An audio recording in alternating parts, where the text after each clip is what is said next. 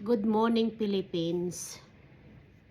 Ito message ito sa mga followers ko, mga organic followers ko sa Pilipinas. Ito ay Pilipinas talaga. Sinuot ko itong ano na to, yung hat na to, kasi regalo ito sa isang kaibigan ko. Anyhow, ngayon na gustong-gusto ng pamangking ko. Kaya sabi ko, hindi mo makukuha ito. Ano ka na lang, managinip ka na lang. Anyhow, mayroon nagtatanong sa akin. Marami nagtatanong kung paano ko daw sila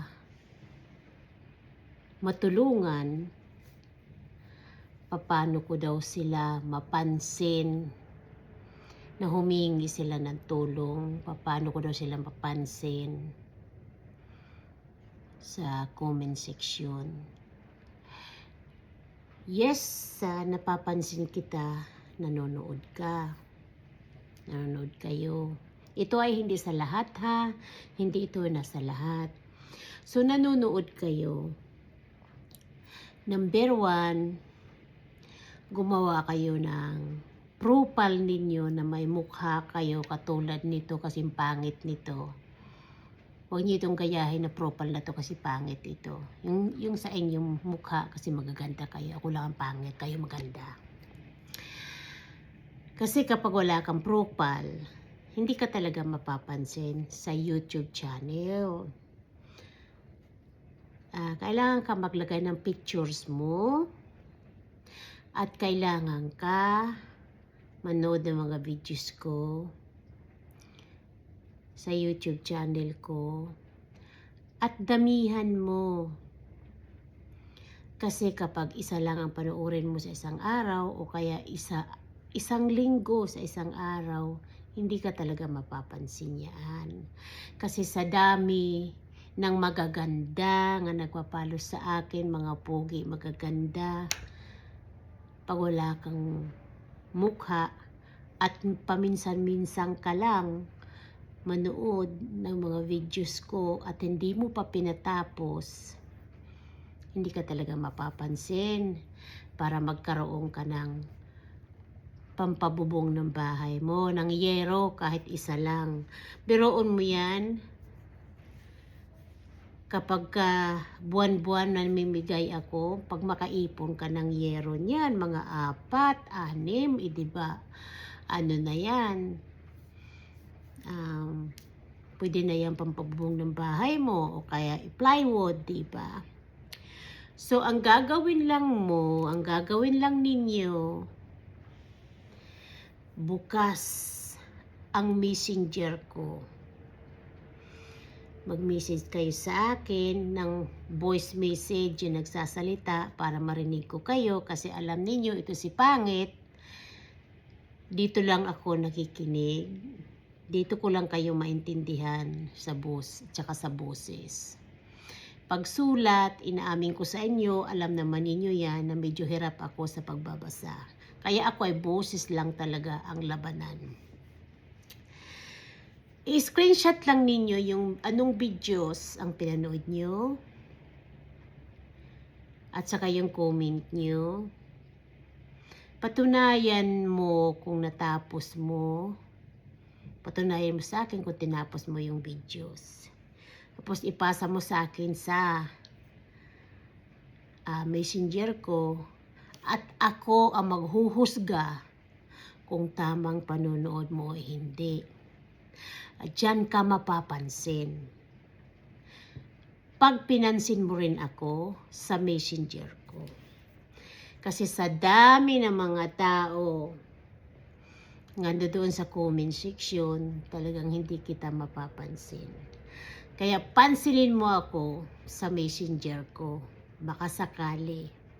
Pero kapag wala kang magandang mukha o poging mukha, katulad nito, ay hindi, kasing pangit ito, ay hindi, mas maganda ka sa akin, pogi ka. Mapapansin talaga kita. Okay. So, ano pa ang inaantay mo?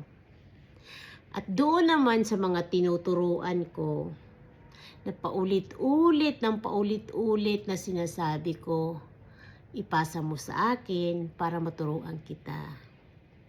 Pero hindi talaga natututo, wala na akong magawa sa'yo. O ayaw mo lang talagang gawin. Ang iba dyan, nagre-reels. Kung nagre-reels ka, nangailangan ka ng tulong ko, tapusin mo rin yung videos ko. Katulad ng panonood ko sa'yo. Tinatapos ko yung videos at saka yung ads. Kasi ang mga gadget ko ay nalalaman niya ng mga tauhan ko, na 2 tauhan ko dito na humahawak ng mga gadget ko. Hindi lang ako. Ako lang ay nagdadaldal. Sila naman ay naggaganon, nagtatype. Ako dito nakikinig. Sila ay tumitingin. Sila ay nagbabasa. Sila ay nagtatype. Kaya wala kang lusot. Kaya, ano bang dapat mong gawin? Tapusin mo ang videos ko. Mag-comment ka. Panoorin mo yung ads. Huwag mong i-skip. Maglagay ka ng pogi at maganda na profile mo sa YouTube channel ko. O kaya kahit dyan sa Facebook, sa Reels. Kasi nandiyan pa naman din ako sa Reels. Okay guys, so ganun lang ang gagawin mo para magkaroon ka ng pandagdag ng kung ano man dapat mong bilhin. Anyhow. So bukas ang messenger ko para maturuan ko kayo. Hindi naman pwede na palagi ka sa akin humihingi, palagi kita nabibigyan, pero yung hinihiling ko sa'yo ay ayaw mo akong pagbigyan, di ba? Bigayan lang dito. So, bukas, Sunday, ay hindi pa pala. Ano ba nangyari sa akin? Naliligaw ako. Sunday pala ngayon. Oo, ngayon pala ako mamimigay ng mga pambili ninyo ng yero o kaya plywood. O bahala na kayo kung anong bilhin ninyo sa pirang natanggap nyo sa akin na galing sa puso ko. Ako si Ruthie Peters. Sinasabi ko palagi, ang pagbablogs ko ay itutulong ko yan sa mga organic follower ko sa Pilipinas na mahihirap katulad ko. Siyempre, kailangan mo patunayan sa akin kung paano ka manood ng videos ko sa YouTube channel. So sana nakatulong ito sa paliwanag ko sa iyo kung paano ka mapansin, paano ka magkaroon ng plywood at yero. Marami na ako nabigyan ng plywood, marami na ako nabigyan ng yero, marami na ako nabigyan ng kung ano-anong mga naibigay ko. Iyan ay sa kasipagan nila, mahiging tapat sa akin, at ako naman ay nahiging tapat din.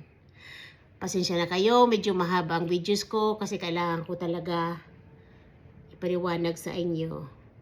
So good luck, mamaya kung sino ang makakatanggap ng puso ni Ma'am Ruthie Peters.